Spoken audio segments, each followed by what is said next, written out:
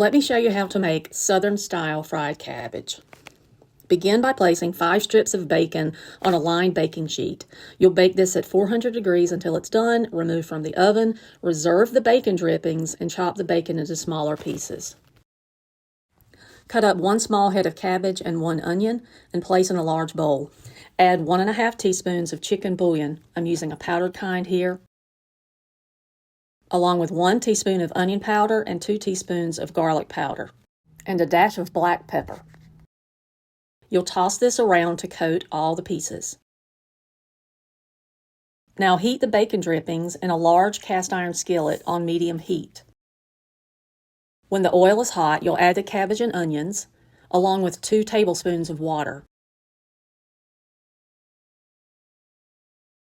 Cover and cook for about 5 minutes, and then give it a stir. Replace the lid and cook for another 5 minutes and stir.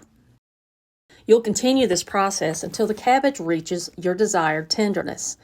If the cabbage browns too quickly, you'll just add a little more water, 1 tablespoon at a time. The goal is to slightly brown the cabbage without totally saturating it with water. Once the cabbage is tender, add the bacon pieces. Give it a stir, and it should look something like this. This fried cabbage is delicious by itself, and it's excellent paired with cornbread. I hope you like it as much as we do. Enjoy.